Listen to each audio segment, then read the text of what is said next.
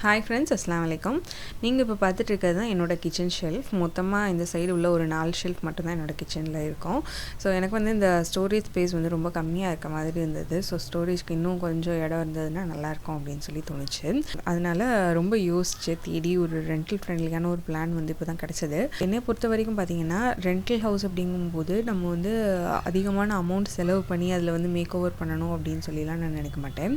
அதே மாதிரியே அப்படியே நம்ம ஏதாவது பண்ணுறோம் அப்படின்னாலும் நாளைக்கு வீடு ஷிஃப்ட் பண்ணும்போது அது வந்து கூடவே எடுத்துகிட்டு போகிற மாதிரி ஒரு பொருளாக இருக்கணும் அப்படிங்கிறதும் என்னோடய வியூ.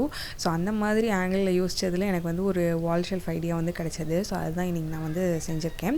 இந்த வால் ஷெல்ஃப் வந்துட்டு ஆன்லைன்லேயும் நிறைய வந்து அவைலபிளாக இருக்குது ரெடிமேடாக. ஆனால் பார்த்திங்க அப்படின்னா காஸ்ட் வைஸ் வந்து ரொம்ப ஜாஸ்தி எல்லாமே. ஸோ நாங்கள் வந்து என்ன பண்ணோம் அப்படின்னா டைரெக்டாகவே ப்ளைவுட் வந்து வாங்கி நாங்கள் வந்து வால் ஷெல்ஃப் வந்து பண்ணோம். இதோடைய காஸ்ட் பார்த்திங்க அப்படின்னா நம்ம ஆன்லைனில் அவைலபிளாக இருக்கிறத விட பாதி தான் வந்து வந்துச்சு. ஸோ எது எவ்வளோ வந்தது அப்படிங்கிறதும் நான் வந்து உங்களுக்கு அந்த காஸ்ட் வைஸ் எல்லாமே வந்து சொல்லியிருக்கேன். ஸோ இப்போ பார்த்திங்க அப்படின்னா நான் எந்த அளவுக்கு எனக்கு ஷெல்ஃப் தேவை அப்படிங்கிறத நான் மெஷர் பண்ணி சொல்லிட்டேன். என் ஹஸ்பண்ட் வந்து அதுக்கேற்ற மாதிரி ப்ளைவுட்ஸ் வந்து கட் பண்ணி வாங்கிட்டு வந்துட்டாங்க.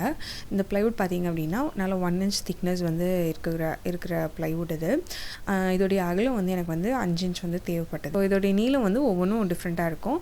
அகலம் வந்து 3மே வந்து 5 inch உள்ளது. இப்போது கட் பண்ணி வாங்கிட்டு வந்ததுனால அதில் வந்து அந்த எட்ஜஸ் எல்லாமே வந்து ரஃப்பாக தான் இருக்கும்.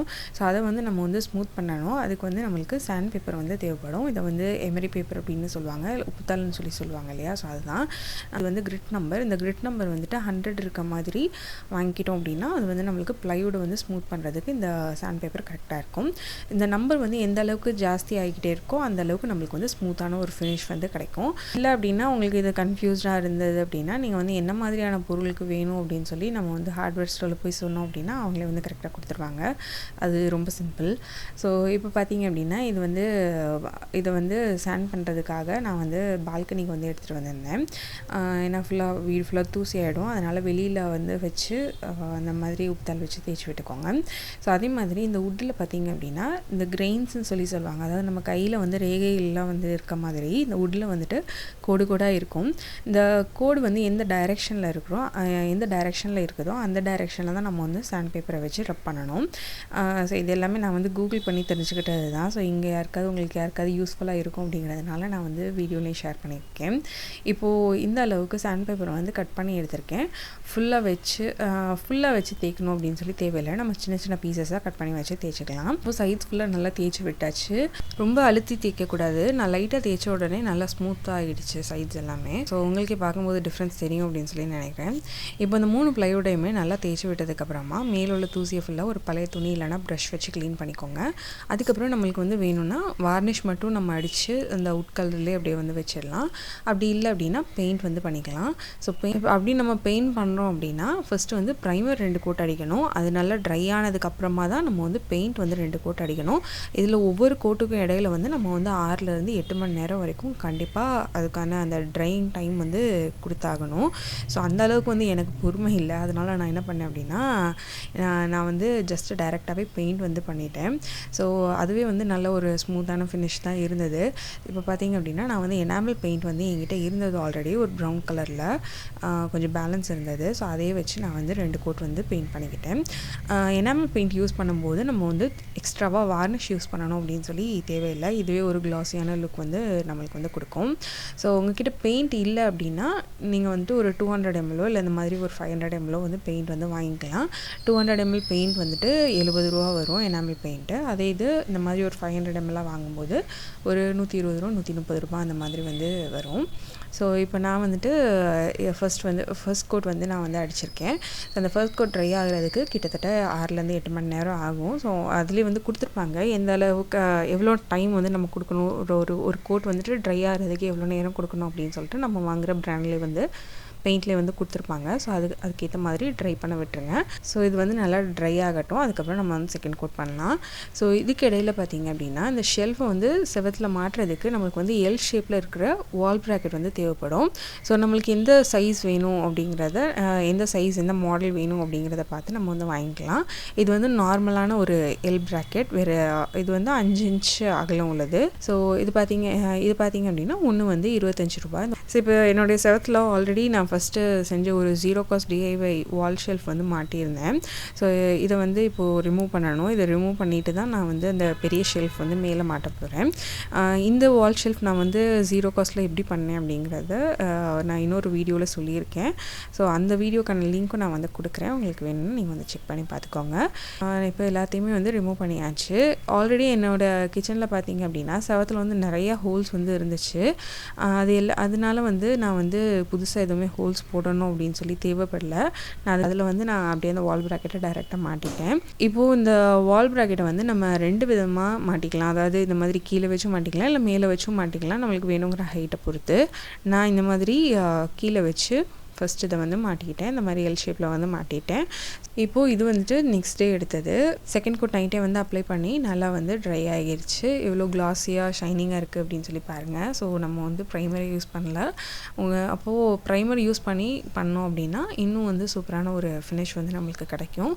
ஸோ உங்களுக்கு வேணுங்கிற மாதிரி நீங்கள் வந்து ட்ரை பண்ணிக்கோங்க. இப்போது ஷெல்ஃபை வந்து தூக்கி அப்படியே அந்த ஆங்கிள் மேலே வைக்க வேண்டியது தான். நான் வந்து கீழே வந்து ஸ்க்ரூ எதுவுமே போட்டு டைட் பண்ணல. உங்களுக்கு வேணும்னா நீங்கள் வந்து ஷெல்ஃப் வந்து மூவ் ஆகாமல் இருக்கிறதுக்கு கீழேயும் ஸ்க்ரூ போட்டு நம்ம டைட் பண்ணிக்கலாம். நான் சரி ஹைட்டில் தானே இருக்குது, நம்ம தான் யூஸ் பண்ண போகிறோம், பிள்ளைங்க யாரும் தட்டி விட்டுருவாங்க அப்படிங்கிற அந்த ஒரு பயம் இல்லை. அதனால் நான் வந்து கீழே இருந்து ஸ்க்ரூ போட்டு ஷெல்ஃப் வந்து டைட் பண்ணல. சும்மா அப்படியே வந்து வச்சுக்கிட்டேன். அடுத்து இந்த சின்ன ஷெல்ஃபையும் இந்த மாதிரி கீழே வந்து ப்ளேஸ் பண்ணியாச்சு. இதோடைய வால் ஷெல்ஃபை வந்துட்டு இந்த மாதிரி இன்வெர்டட் எல் ஷேப்பில் வந்து மாட்டியிருக்கேன். ஸோ நான் சொன்ன மாதிரி ஹைட்டுக்கு ஏற்ற மாதிரி நீங்கள் எப்படி வேணுமோ அந்த மாதிரி நீங்கள் மாட்டிக்கலாம். இப்போது இந்த ஷெல்ஃபையும் வந்து ஃபுல்லாக வந்து அரேஞ்ச் பண்ணியாச்சு. அடுத்து பார்த்திங்க அப்படின்னா நம்ம வந்து இந்த மாதிரி ஷெல்ஃப் வந்து ஓப்பன் ஷெல்ஃப் வந்து நம்ம வந்து இந்த மாதிரி வைக்கும்போது இதில் நம்ம வைக்கிற ஜார்ஸ் வந்து சேம் ஷேப் இல்லைனா சேம் சைஸ் உள்ள மாதிரி வைக்கிறோம் அப்படின்னா பார்க்குறதுக்கு ரொம்ப அழகாக இருக்கும்.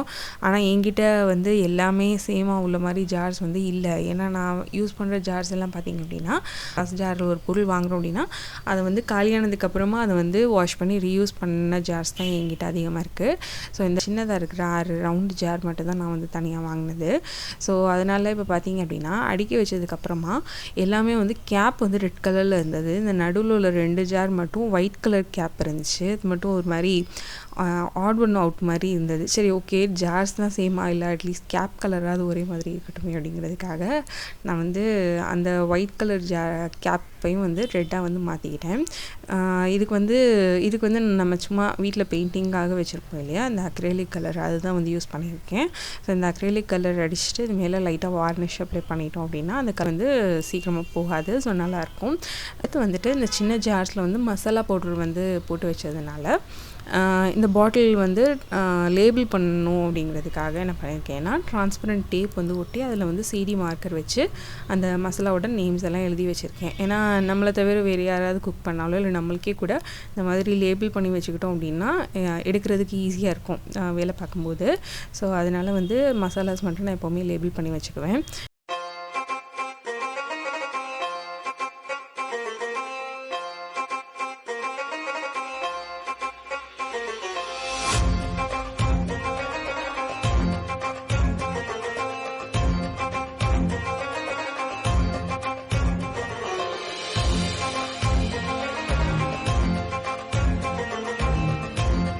ஸோ இப்போ மேலோட ஷெல்ஃபும் வந்து ஃபுல்லாக அரேஞ்ச் பண்ணியாச்சு. ஸோ அவ்வளோதான். இப்போ வந்து ஃபைனல் லுக் எப்படி இருக்குது அப்படிங்கிறத பாருங்கள்.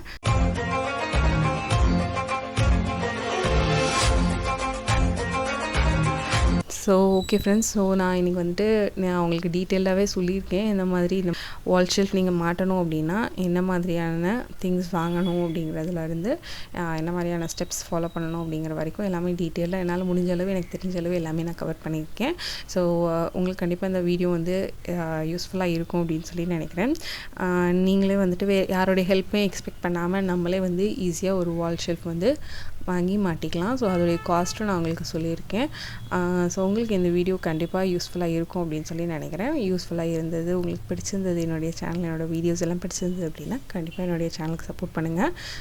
நீங்கள் கொடுக்குற சப்போர்ட்டில் தான் எனக்கு வந்துட்டு அடுத்தடுத்து நிறைய இந்த மாதிரி யூஸ்ஃபுல்லான வீடியோஸ் வந்து போஸ்ட் பண்ணணும் அப்படிங்கிறதுக்கான என்கரேஜ்மெண்ட்டே வந்து நீங்கள் கொடுக்குற அந்த ஒரு சப்போர்ட் தான். ஸோ கண்டிப்பாக சப்ஸ்கிரைப் பண்ணுங்கள், கமெண்ட் பண்ணுங்கள், உங்கள் ஃப்ரெண்ட்ஸ் அண்ட் ஃபேமிலி கூட வீடியோ ஷேர் பண்ணிக்கோங்க. தேங்க்ஸ் ஃபார் வாட்சிங்.